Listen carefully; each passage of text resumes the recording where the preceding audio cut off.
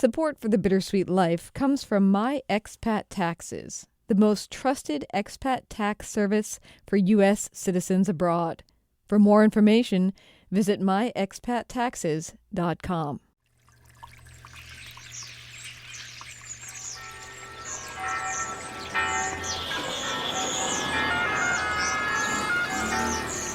Welcome to Rome. This is The Bittersweet Life with Katie Sewell and Tiffany Parks. Hello, this is The Bittersweet Life. I'm Katie Sewell. Tiffany is away this week, but I am joined by Nathalie Goldstein. She's the CEO of My Expat Taxes and IRS enrolled agent. Her expertise have earned her widespread recognition and a spot on the Forbes 30 Under 30 list. And she's an expat, originally from California, now living in Vienna, Austria. And she's one of about 9 million American expats who have to file their U.S. taxes every single year because of citizenship-based taxation. She joins us to provide some expert advice on how to handle your expat taxes, as well as give us some tips on how to best prepare for retirement while living abroad. Thanks so much for being here. Yeah, of course. Thanks for having me. It's always interesting to have a chat with other people that are, they know the expat life, and also interesting to have you that had the expat life and now you're back in the States. Yeah, I'm doing both. And of course, I have a husband who would love to retire overseas. So we're right in the middle. Who knows who's gonna win and where we'll go. But yes, it's possible I will be an expat again. Well, let's start with your Do it. I know, right? Let's start with your own expat experience. How did you come to live in Austria? Okay, so I always say people either move for money or love. I guess I kind of did both. But love triumphs all. So that was the original. So basically, long story short, I met Austrian. That's where it always starts. I met Austrian, and then he left. And that was it. And then I had my dream of then, this was when I was a freshman in college, and then I had my dream of going to New York City, being a CFO of a top tech startup, ringing the bell on Wall Street, et cetera, et cetera. That's just spoiler alert. That's not what happened. But stay with me. And then I studied abroad in London, reunited with him, and I basically saw what life looked like on the other side of the pond. Wow. And being someone that has only known Silicon Valley, I grew up in Silicon Valley. That's all I knew. That's just what all you breathe from the minute you kind of start in high school. It's like, okay, you're going to end up in a tech company and this is going to be your future and et cetera, et cetera. I realized actually, I don't really want that. I don't really like the life that I had in Silicon Valley. It was all about the hustle, all about the grind. I don't think, it didn't really align with the things I wanted in life. And I just saw that life could be different. And I was lucky. I had someone waiting for me on the other side of the pond.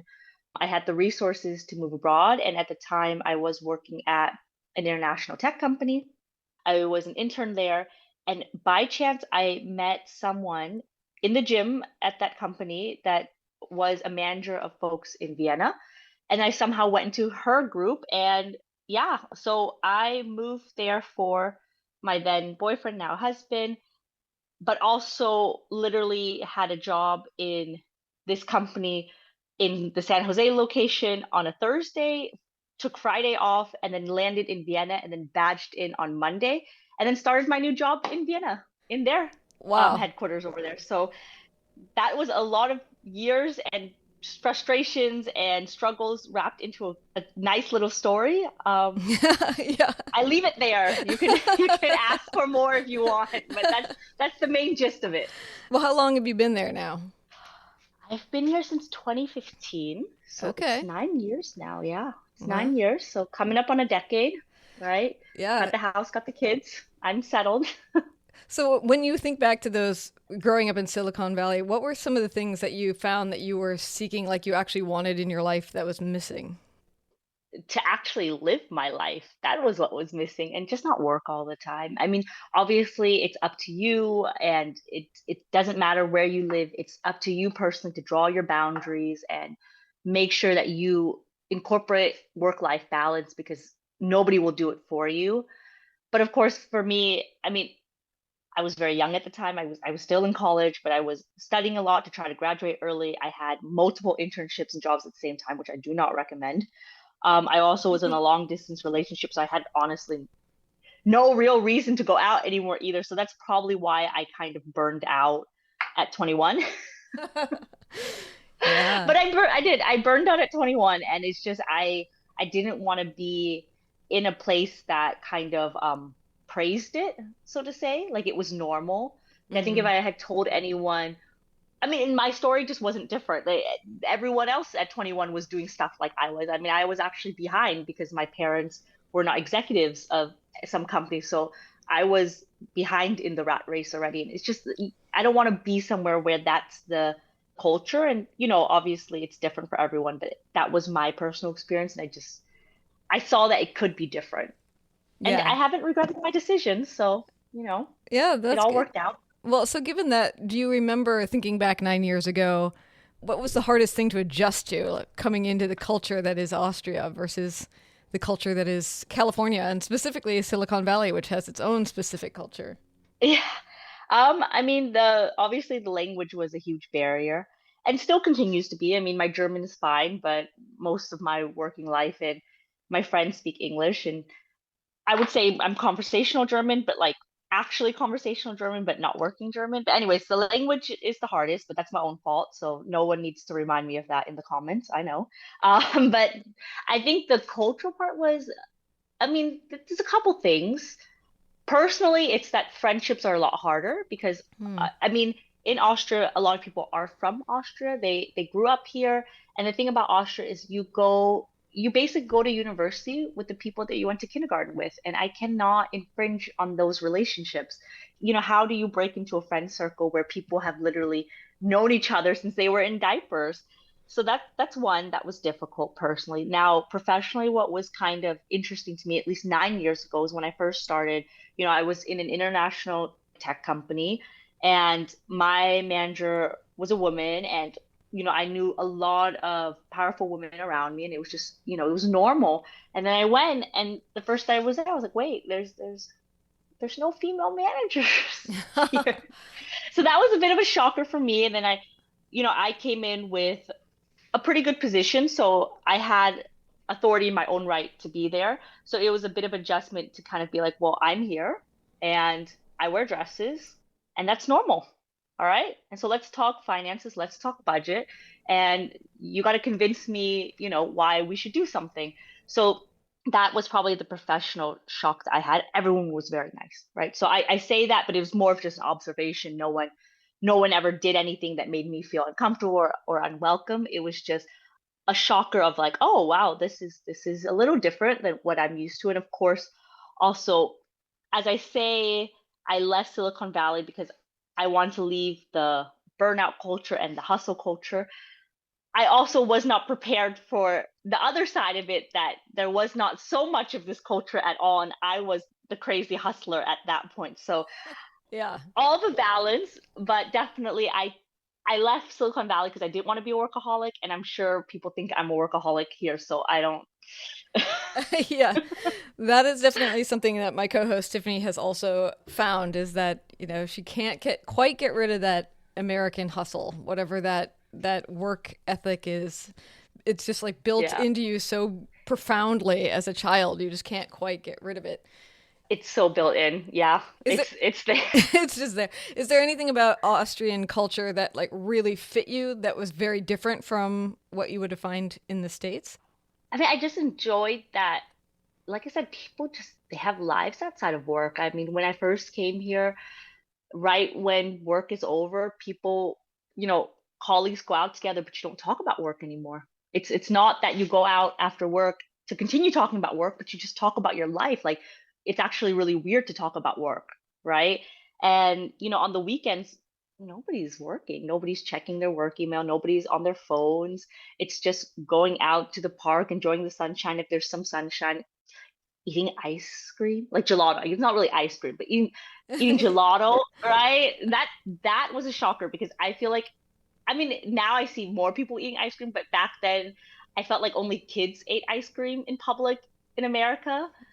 And I'm sure people are gonna be like, okay, that's nonsense. We don't know where you are. But my observation was that, and I was in total shock just seeing grown men in suits eating gelato in like the streets. I'm like, wow, this is fun, right? You just eat ice cream on a cone like a kid in the sunshine. So that I really liked. And it's just, again, this whole take a break, eat some gelato, enjoy your life. Yeah. I mean, and you also you're a parent over there, right? So, Yeah.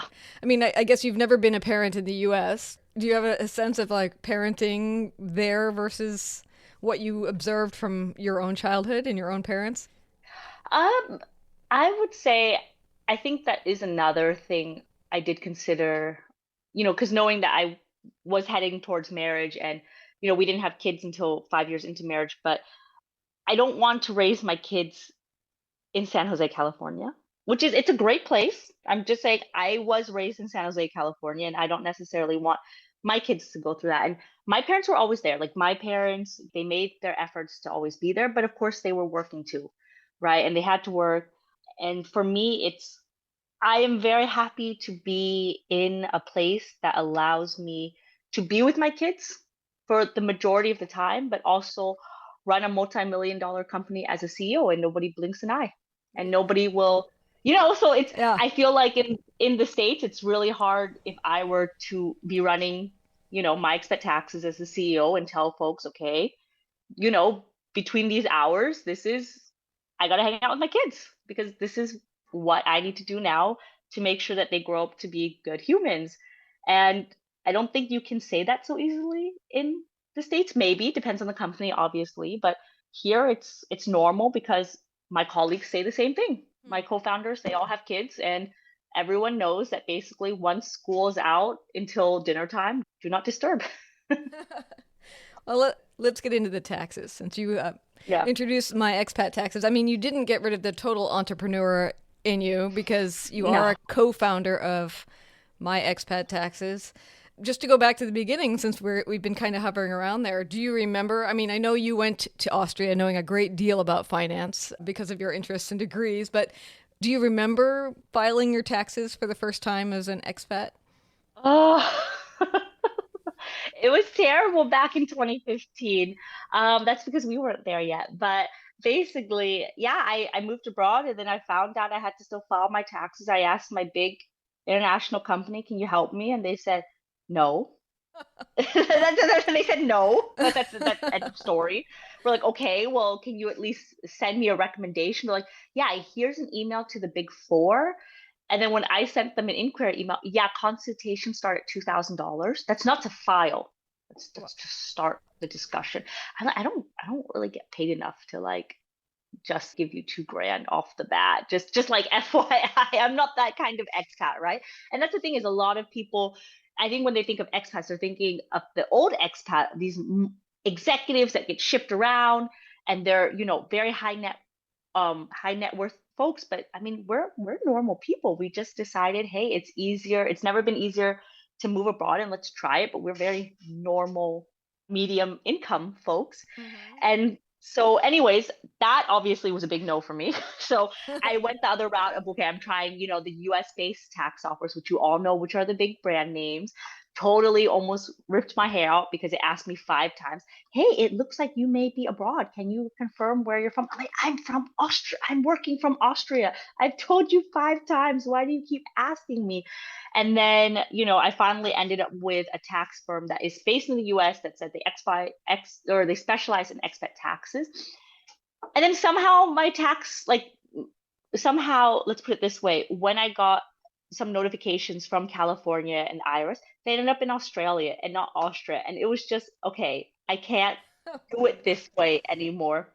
I have the envelope somewhere. I have a picture of it, but I can't do it like this because this is something I have to do for the rest of my life, my working life, anyways. Honestly, also when you're retired, but we'll get into that.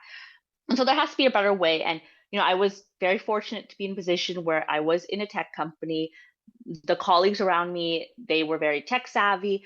And we were also already talking about, hey, let's start a company. I mean, I was getting bored, like I said, right? A little bored. So I said, let's start a Yeah. company. And at this point, they were like, well, what's our problem? And I was like, I don't know, but right now I have to file my taxes and it's really bothering me. Then we said, let's automate that. And so we did. So that was 2017. We launched My Expat Taxes in 2018 with just the goal of we have to make filing US taxes for those that don't live in America. Originally, that was the main goal, right? To be easier because there's 9 million of us. I mean, that's more than the population of Austria. It's a bigger market than Austria. Let's try it. And it's been amazing. I mean, we started with this, okay, we just make a do-it-yourself product that's easy to use. And it's grown so much from there where people go, actually, yeah, I am a person that just went to Asia to teach English. I don't have that much. Does your product suit me? Yeah, we have a do-it-yourself product that you can use. And then we have people that, hey, actually, I am that high net worth executive from Google or, from Salesforce or whatever company, right? Can I also use you? Yeah, you can use our service as well. We have a premium service. You can work with a tax professional if you want. You can even just do it yourself and have a tax professional check in on your work, right? Without having the full commitment of a video call or anything like that. And that's really where it is now, that we strive to help folks like me file taxes. And then now we realize it is such a huge need. And everyone from the English teachers to the high net worth individuals running companies, starting their own companies abroad, having crazy investments, you can all come to My Expat Taxes and know, hey, there are people that know what's going on. They can help guide you in the right way. No matter how complex it is, we'll find a solution, whether you file every year or you've never filed. And then, once that started, we started getting the folks living in America that are not US citizens or green card holders saying, hey, we need to file US taxes too. We live here, but we have international assets. Can you also help us? And so now that's the other branch of My Expat Taxes, is basically if you are someone that has to file a US tax return, but you're not the typical American working in America, hey, try us out. We're here for you. Yeah, that's My Expat Taxes. That was the dream, the problem, and hopefully we continue to be the solution. Yeah, very cool. So, okay, you've helped or you've worked with tons of people, new expats, old time expats, people with different financial circumstances over the years. Are you seeing, I mean, at the very baseline, for those of you who do not know, who have want to move abroad and haven't yet, if you're from the United States, you do have to pay your taxes both abroad and in the US. Like, you're not allowed to not file in the US. I think sometimes that comes as a surprise, but it's not across the board, right? Like, there is a level where you would need to file in the US, but you don't actually necessarily need to pay. Like, what are some of the basics of that kind of dual filing, since some people have never tried it before and may Of soon get course. to? Yeah, yeah. So what I want to say first is, yeah, I think if you are, American, a US green card holder, if you are making enough money to live where you are, whether that is through salary, through pension income, through rental income, right? Worldwide rental, so US rental, foreign rental, through investment income. So literally, if you make some type of money, right? If you earn some type of money and it's enough to live, you probably have to file US taxes. Now, filing is very different than paying US taxes. So that's the second point. Is the first shocker is most folks do have to file taxes, right? Some people think, hey, I don't have a salary job, I just have brokerages in the US and I get dividend income, or I have a rental property in the US and a rental property abroad. So like it doesn't count. Most folks do have to file, of course, look at the filing thresholds, things like that. The biggest shock is if you're married to a non-US citizen, your filing threshold is $5. So if you're like, I moved abroad for love and I'm married to a non-US citizen, well, if you make enough money to get a cup of coffee, you probably have to file your taxes. I'm so sorry. I didn't make the Mm. rules. I'm so sorry. But that doesn't mean you have to pay. And now you don't have to pay because there are three different tax benefits that you want to look into. It's going to be the foreign income exclusion. That basically means if you have earned income, such as wages or self employment earnings, you can exclude over 100K of that if it's performed abroad from US taxation. So this is really, here, I'll give you an example. This is great for perhaps digital nomads that maybe don't have to file locally, right? So say you're working for a company in the US, you're a W-2 worker, and then you say, actually, my boss said I can work from wherever I want. So I'm just going to start hopping around the world and, working remotely, if you're outside of the US for 330 full days in a 12-month period, you can exclude for tax year 2023 $120,000 US dollars from US taxation. So I see it. I see W-2 workers that can exclude their entire earnings and actually not pay taxes anywhere, right? Because then you're not liable for tax on that. Now, obviously, I'm oversimplifying it. There are conditions and rules you have to meet. So go through my expat taxes and you'll know that, we ask for the conditions and we make sure everything is calculated properly. But that's the gist of foreign earned income exclusion. What folks get a little mixed up on is obviously you have to work abroad. So just because you're an expat and then you go back. So the big shocker, I would say, again, is if you're working abroad and you're working for a foreign company, so say you're working for a German company and you're American. So they're like, oh, you can easily go work out of California at our headquarters there without a visa. So can you do that for a month? Just keep in mind, when you work physically out of the US, that's US income. And when you work abroad, that's foreign income. So a little different. I'm sidetracking, so let's get back to the basics. There are 3 tax benefits. Foreign earned income exclusion is the one I just touched. The other one is foreign tax credit. So you can basically, if you pay taxes, so you're not a digital nomad, but you're paying taxes locally, you won't get double tax because you can claim the taxes you paid locally on your US tax return. There are some scenarios where it won't work out as smoothly, but for the most part, you never get double taxed because of that. Now, obviously, if you have US investment income, which we see a lot, and you don't necessarily report that US investment income in your local country, well, I mean, then you probably will have to still pay taxes on that in the US. So just keep that in mind. It has to be foreign income taxes actually paid on your income. And then the last one is obviously there are, a lot of tax treaties that you hear about. And I just give you the kicker with that one. You can read the full tax treaty. You're going to go crazy because it's obviously all written in legal language. But the worst part about it is if you're a US citizen or a US green card holder, 99% of those tax treaties are not applicable to you. I kid you not. It's basically every tax treaty has what's called a savings clause that says if you are a US citizen or a US green card holder, consider that this tax treaty is not in effect, except for 3 or 4 paragraphs. So that's also, it's tricky. So while you have to file taxes, you most likely will not have to pay taxes, but it's not that easy to figure out how to ensure that you don't pay taxes because, like I said, there's 3 different benefits. Which one do you use? How do you make sure you use it correctly? That's what we discovered as we continue building up the platform.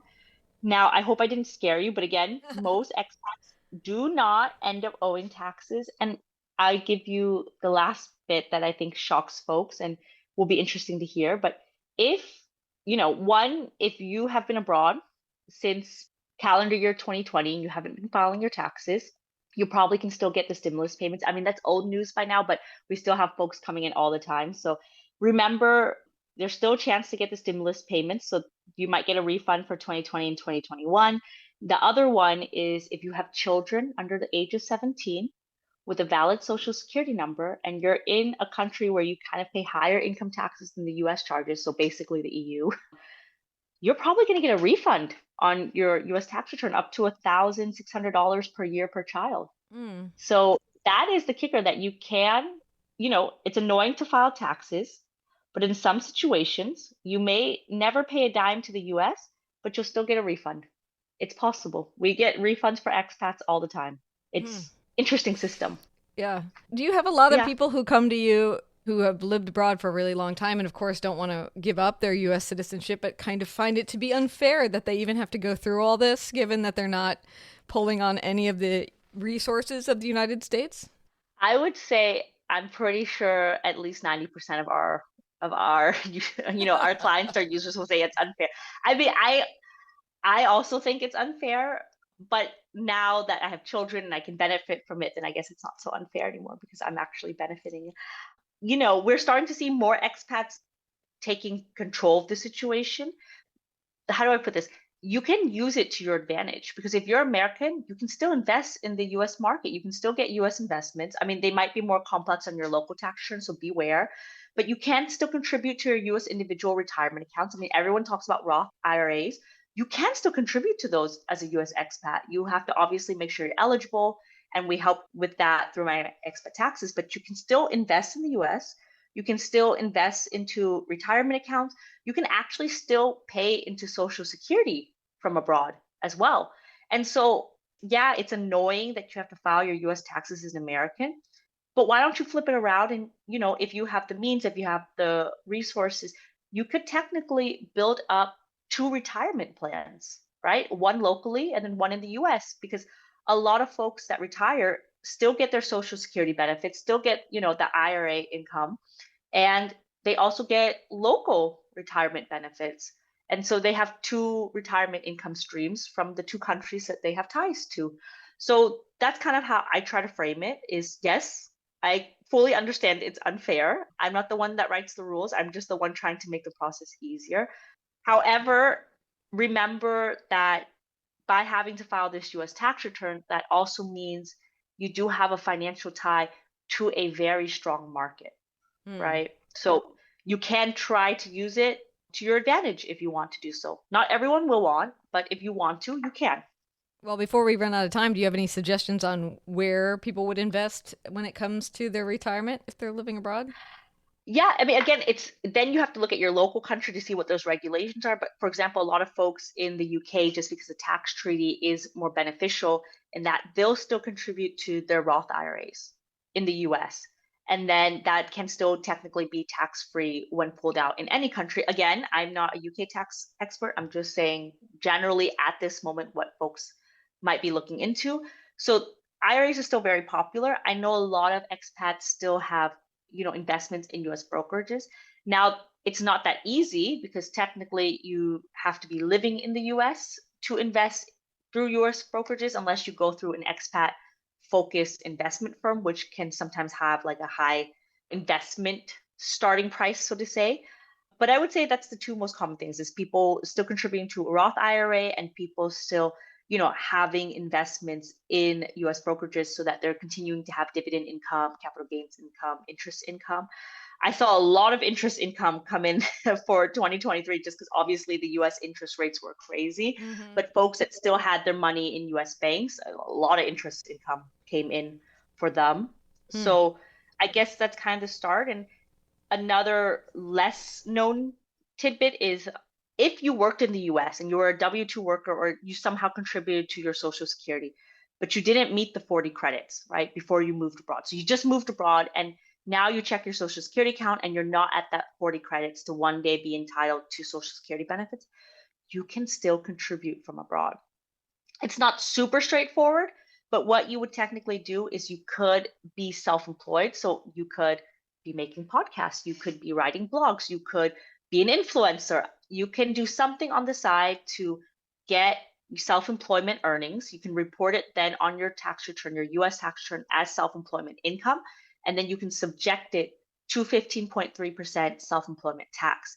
This will help you earn up to 4 credits per year towards your Social Security benefits. So again, if you're an expat that moved out early, like me, I moved out right after college, and you don't have quite enough to meet the 40 credits, it's not too late to contribute. You can still do it from abroad, but you have to do it basically by means of having self-employment income. So I don't know, were those good tips? I think so. I mean, I'm sure it raises a lot of questions. Like people listening to this, they probably think, but then how do I do this? How do I do that?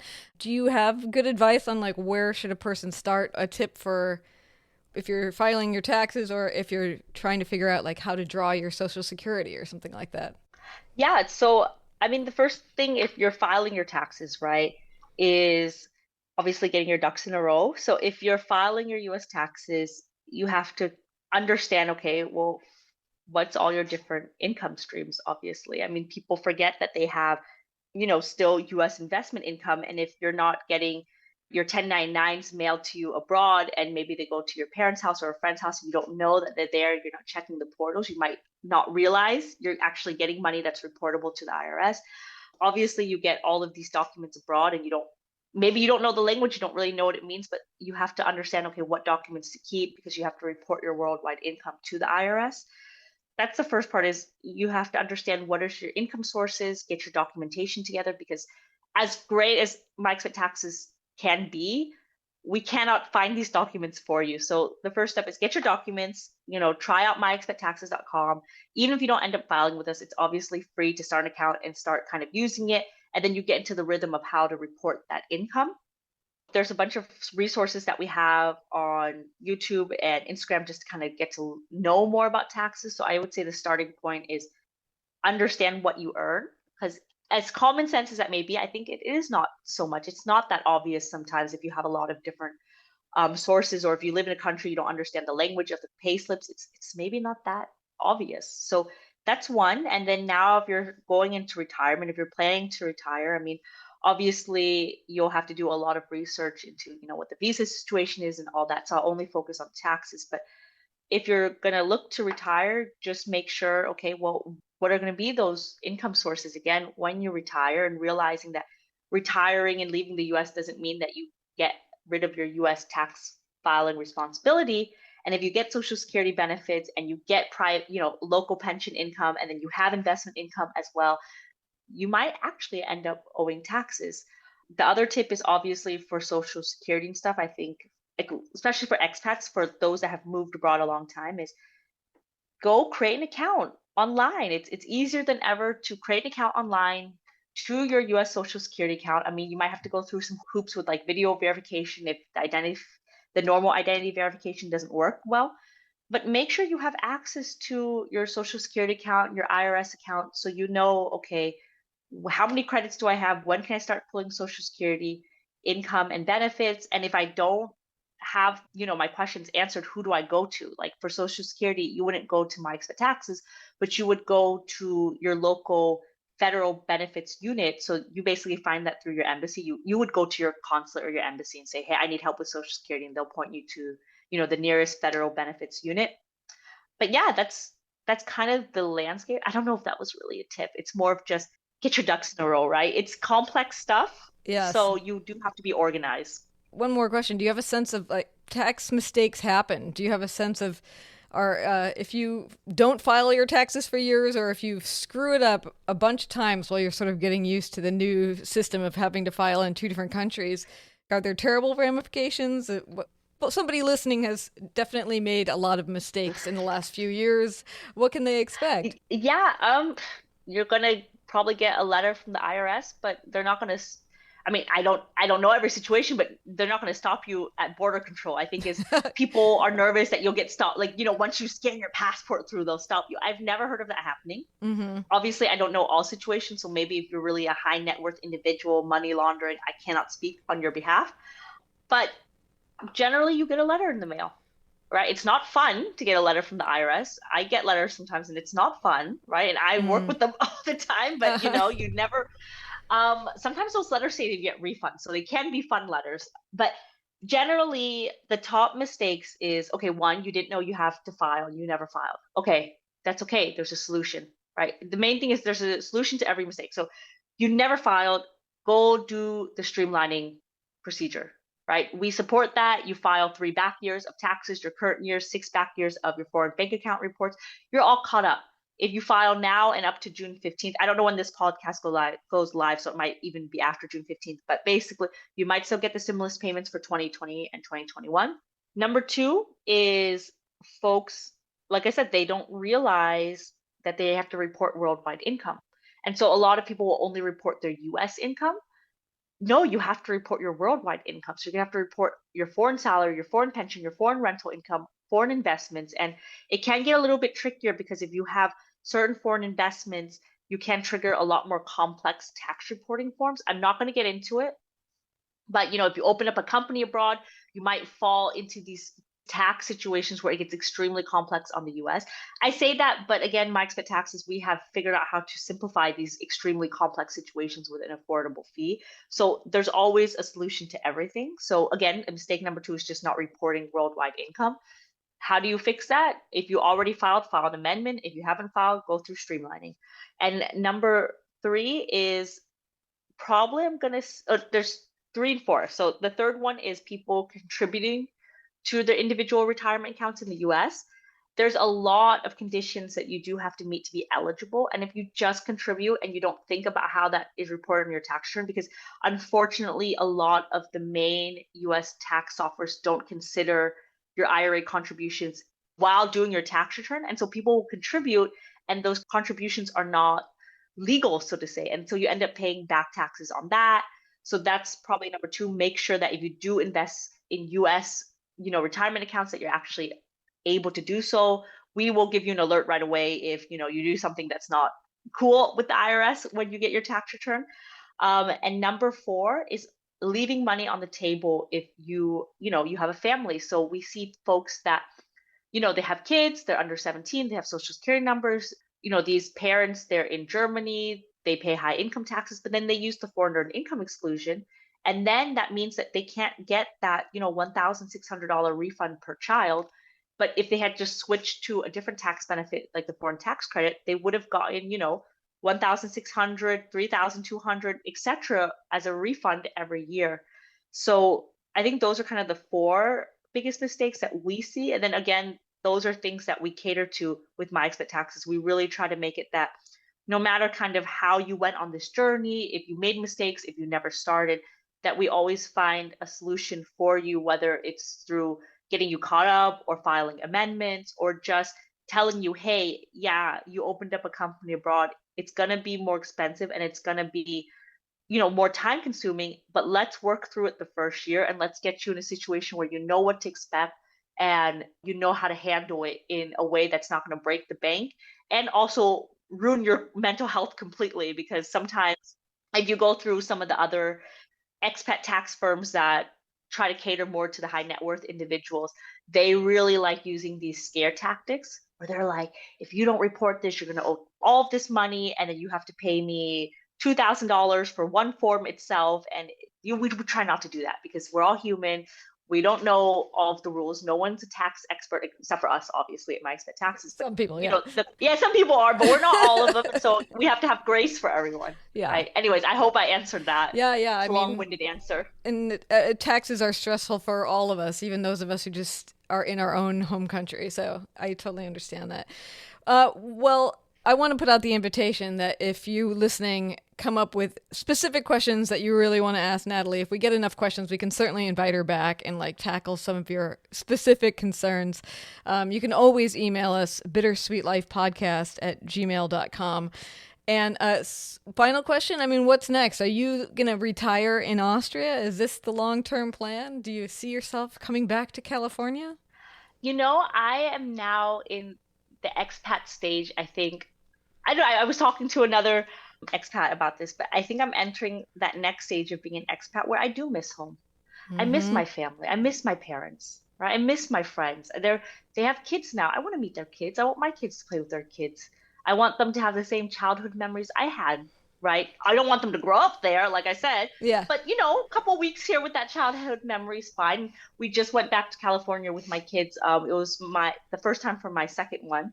It's amazing to see them kind of have those memories and see where I was and eat the same ice cream I ate and all of that. So, yeah, I do think that I want to have a life that is kind of split between two. The majority of it's spent in Austria. So I would say my ideal life is 9 months in Austria, 3 months back in California, right? At least, while I still have my parents there and my siblings there. So that's the goal. I think, obviously when my family ties end, maybe then I just stay in Austria. But for now, the focus is travel and see my family as much as possible. So, we were just in Vietnam in January. Then I just went over in California.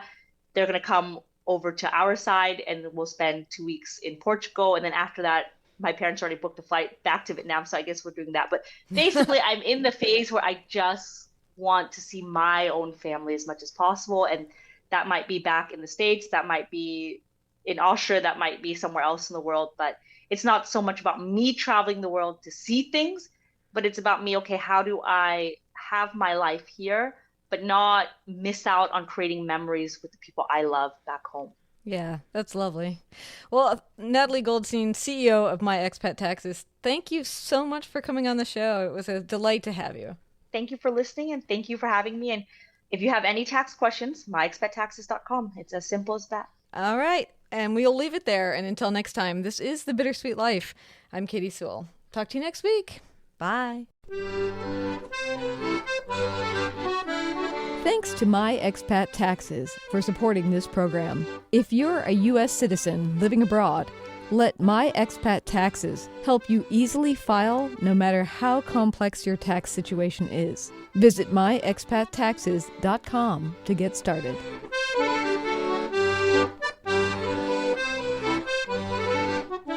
Support for The Bittersweet Life comes from our listeners. If you love this show, please support it. Visit patreon.com/The Bittersweet Life Podcast.